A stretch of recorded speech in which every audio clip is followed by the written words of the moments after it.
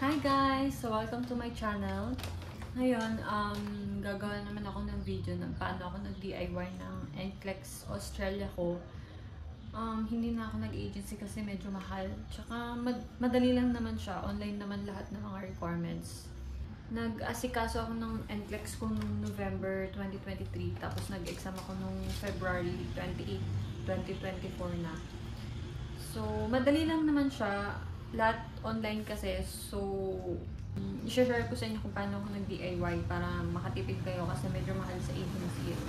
Madali lang naman siyang sundan guys.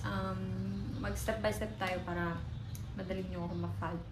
Nakaunang step, mag self-check muna tayo. Usually, yung sa self-check, i-check lang naman doon yung kung anong stream yung pathway mo. Kasi kung ibang, kunyari may stream A, stream B, tsaka stream C, iba-iba yung mga steps nila.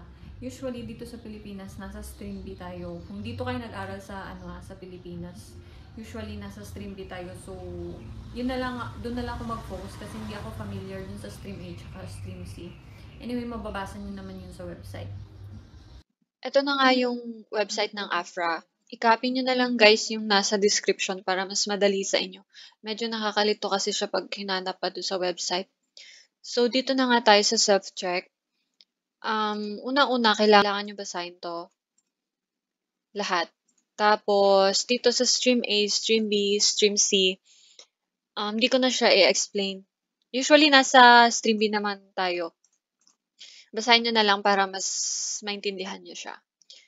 And then, isa-isahin nyo to guys. Ito, basahin nyo yan lahat. Lahat ng mga link dito. And then, yan. Lahat. And then, after nyan, pag nabasa nyo na, pinaka-last na, makikita nyo dito yung comments self-check. Kiklik nyo yan. And then, ito na yung lalabas dyan. About self-check, ang mga rules nila. Next nyo lang yan. Yan, next. And then, yung mga disclaimer dyan. Tapos, tatanong dito kung anong registration ba tayo. So, lalagay natin dito yung registered nurse. Tapos, basahin nyo lang to. Click next. Do you hold current registration? Sa New Zealand, wala naman, no. Have you previously held general registration as a registered nurse sa Australia? No. Tapos, itong referral letter. Since first time naman natin to, tingnan natin, no. Tapos, next dyan, itong primary qualification. Lalagay nyo lang yung mga details dyan. Saan yung school nyo. And then, enter qualification.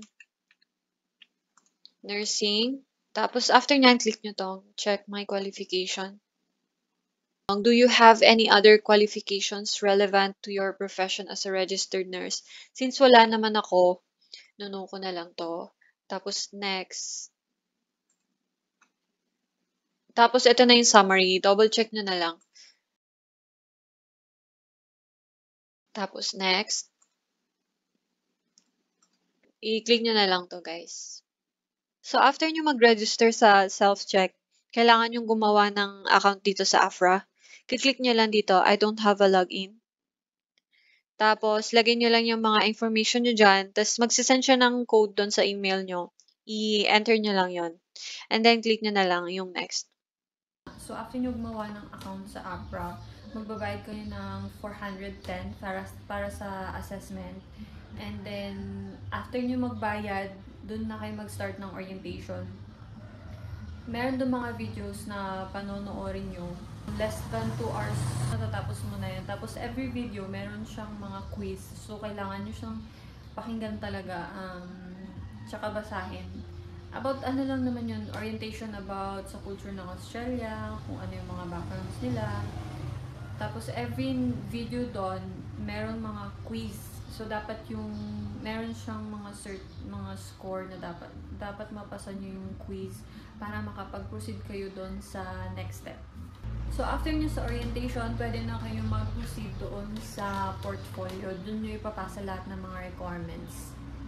So, ito yung mga lahat ng mga pinasa kong requirements.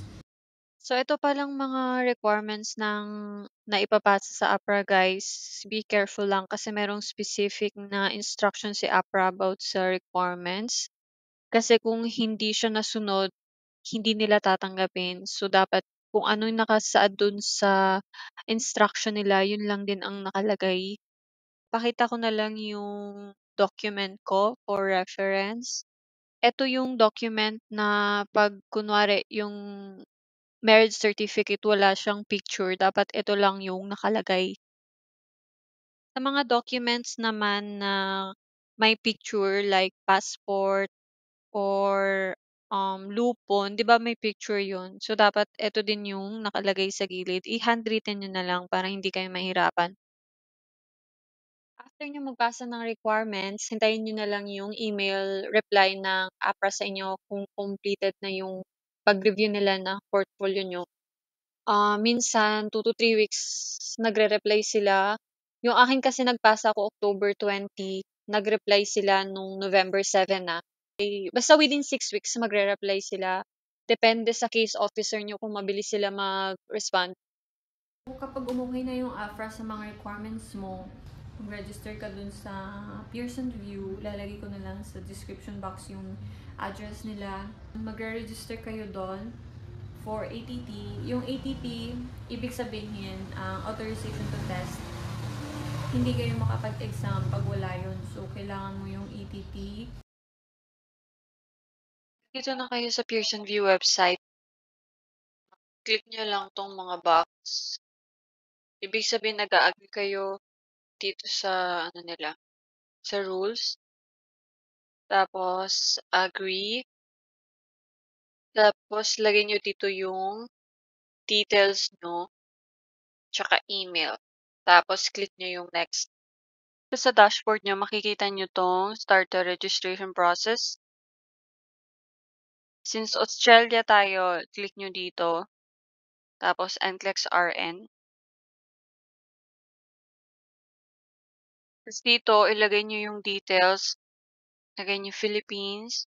Tapos, diretso na kayo dito sa may program code. Huwag na kayo maglagay dito sa state, province, tsaka city kasi mahirap mag-search. Diretso na dito, PH99. Ito yung code. Click nyo yung search. Tapos sa baba, makikita nyo yung Philippines. Make sure nyo na nandyan yan sa baba kasi hindi kayo makapag-proceed pag wala yan. Tapos, lagyan nyo tong details. Kung kailan kayo graduate.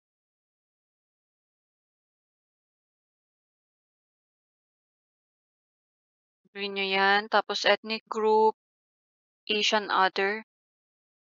Tapos, dito, lagay nyo yung APRA. Tapos, next. Basahin nyo na lang yan, guys. Ito yung mga rules nila during the exam. Lahat. Kung ano yung mga acceptable na ID. Yan. Passport, okay na yun, guys, sa passport.